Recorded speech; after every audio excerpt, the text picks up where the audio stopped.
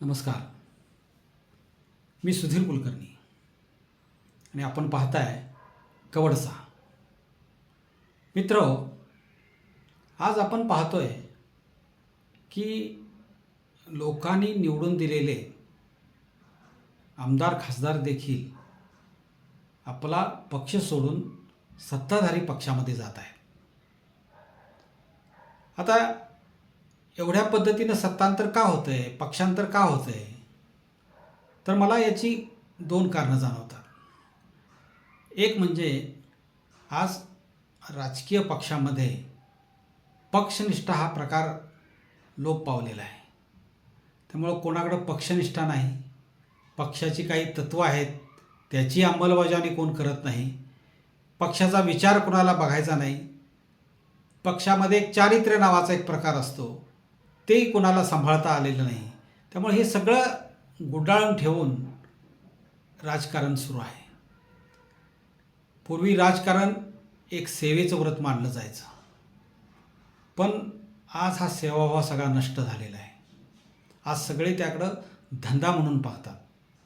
प्रत्येकाला हा त्यांचा व्यवसाय झालेला आहे राजकारण हा, आणि त्यातून पैसा कसा मिळेल, आपली संपत्ती कसं वाढेल, हेच प्रत्येक राजकारणी बघताना दिसतोय. आणि ह्याचाच आदर्श आता तरुण पिढी घ्यायला लागलेली आहे. आज जी तरुण मंडळी राजकारणामध्ये येत आहेत त्यांनाही झटकन श्रीमंत व्हायचं आहे, झटकन मोठं व्हायचं आहे, आणि त्यासाठी दुसऱ्या क्षेत्रात इतक्या इझी पैसा मिळत नाही. इथं तो मिळतोय असं त्यांना दिसतंय. एकूण नेत्यांच्याकडे ते बघतात, त्यातून त्यांचा एक विचार तयार झालेला आहे आणि त्यामुळं ती राजकारणात आलेली आहेत. आणि छोटे मोठे तेही त्या पद्धतीनंच पैसा मिळवायचा प्रयत्न ग्रामीण भागात सुद्धा करायला लागलेले आहेत. दुसरं कारण मला जे जाणवतं त्यामध्ये हे जे सगळे पक्षप्रमुख आहेत त्यांचे स्वभावही फटकळ आहेत, तापट आहेत, हेकेखोर आहेत, आणि ह्या स्वभावामुळं कार्यकर्ते त्यांच्याकडं टिकणं या पुढच्या काळात आणखीन अवघड होणार आहे. आपण त्याच्या अगदी पत्रकार परिषदा किंवा जाहीर सभा बघितल्या तर ते दुसऱ्याला इतक्या खालच्या पातळीवर बोलत असतात. जे जाहीर सभामध्ये जी माणसं अशा पद्धतीनं बोलतात ती कार्यकर्त्यांना कशा पद्धतीनं सांभाळत असतील, कार्यकर्त्यापुढं कशा पद्धतीनं बोलत असतील, ती कार्यकर्त्यांना कसे वागवत असतील. त्यामुळं त्यांच्या स्वभावाचा फटका हा त्यांना बसलेला आहे. शिवसेनेचे उद्धव ठाकरे यांच्या पक्षातून दोनदा मंडळी बाहेर पडलेली आहे. म्हणजे एकदा एकनाथ शिंदेंच्या नेतृत्वाखाली आमदार खासदार बाहेर पडले. आत्ता मध्यंतरी 6 खासदार पुन्हा शिंदेंच्याच गटात गेलेले आहेत. आणि त्याच्यापेक्षा त्याच्या अगदी जवळचे आमदार सचिन अहिर हे सुद्धा शिंदे गटात गेलेले आहेत आणि त्यांनी विधान परिषदेचं उपसभापद पटकावलेलं आहे. म्हणजे अशा पद्धतीनं ही नेते मंडळी त्यांच्याकडून बाहेर पडलेली आहेत. अरविंद केजरीवालांनाही त्यांचा स्वभाव नडलेला आहे, ममता बॅनर्जींनाही त्यांचा स्वभाव नडलेला आहे. जे दोघंही ज्या पद्धतीनं वागले त्यामुळं त्यांचे कार्यकर्ते सत्ताधारी पक्षाकडं वळताना आपल्याला दिसलेले आहेत. शरद पवार हे कार्यकर्त्यांना चांगलं सांभाळतात, ते त्यामध्ये माहीर आहेत. जे ग्रामीण भागातले कार्यकर्ते, जुनी मंडळी, त्यांना ते नावानिशी अगदी ओळखत असतात. पण त्यांच्या एका दोषामुळं त्यांच्यातले कार्यकर्ते बाहेर पडले. ते कुठलंही पद सोडायला तयार नाही. म्हणजे खासदार तेच आहेत, पक्षाचे प्रमुख तेच आहेत, रयतवर्ती अध्यक्षही तेच आहेत, साखर संघावरही त्यांचंच सगळं चालतं.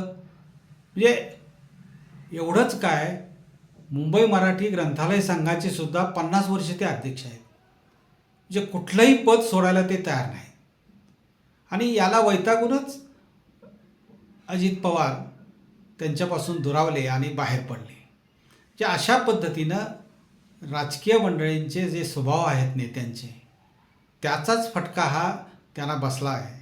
त्यांनी यापुढच्या काळातही यामध्ये जर फरक नाही केला तर अजून गळती ही लागत राहणार. दुसरं, पूर्वीच्या काळात जी नेते मंडळी होती ती कार्यकर्त्यांना किती चांगल्या पद्धतीने सांभाळत होती. जे अगदी यशवंतराव चव्हाण, ज्येष्ठ नेते वसंतदादा पाटील, राजारामबापू पाटील, रत्नाप्पा कुंभार, या मंडळी कार्यकर्त्यांना इतक्या चांगल्या पद्धतीनं सांभाळलेलं आहे की म्हणजे हातावरच्या फोडाप्रमाणे त्यांना सांभाळलेलं आहे. त्यांच्या सुखदुःखात ते सामील झाले, त्यांच्या अडचणी त्यांनी निवारण केलेल्या आहेत. म्हणजे किती त्यांच्याशी जवळीक साधलेली आहे की त्यांचे सगळे नातेवाईकसुद्धा त्यांना माहीत असायचे. म्हणजे अशा पद्धतीनं त्याच्या कधी पाठीवर हात ठेवून, गोड बोलवून, ओंजारून त्यांना जवळ ठेवलेलं आहे. म्हणजे हा त्यांचा स्वभाव होता. त्या पद्धतीने ते कार्यकर्त्याशी वागत होते. पण आज तसं चित्र नाही. या मंडळींना कुठलाही कार्यकर्ता आला तर आत प्रवेश असायचा, तो सहजासहजी भेटायचा, त्याला परवानगी कोणाची घ्यायला लागायची नाही. आज परवानगीशिवाय नेत्यांनाच भेटता येत नाही. म्हणजे कार्यकर्त्यांनासुद्धा नेत्यांची परवानगी घ्यायला लागते, फोनवर वेळ घ्यायला लागते आणि मग ते त्यांना जाऊन भेटतात. तिथंही तास दीड तास तिष्ठत बसावं लागतं. अगदी काही काही नेते मंडळी तर असे आहेत की त्यांना लोकांना बाहेर तिष्ठत ठेवणं हेच प्रतिष्ठेचं वाटतं. काही तास आत करत नसतात, त्यांच्या केबिनमध्ये ते निवांत असतात. पण बाहेरच्यांना वाटावं की हे साहेब आपले फार बिझी आहेत म्हणून ते कार्यकर्त्यांना तासनतास तिष्ठत ठेवतात आणि भेटत नाहीत. त्यामुळं अशा स्वभावाचे मंडळी जर असतील किंवा अशा स्वभावाचे जर नेते मंडळी असतील तर तुमच्याकडे कार्यकर्ते कसे काय राहणार? त्यांना समजून घ्या, त्यांच्या सुखदुःखात सहभागी झालं पाहिजे, त्यांचे रुसवे फुगवे काढले पाहिजेत. म्हणजे त्या काळात यशवंतरावांच्या, वसंतदादांच्या काळामध्ये काँग्रेसमध्ये हा एक चांगला प्रभावी प्रकार होता की ते कार्यकर्त्यांना चांगले सांभाळायचे. आताच्या काँग्रेसमध्ये ते राहिलं नाही, पण त्यावेळच्या काँग्रेसमध्ये हा प्रकार होता.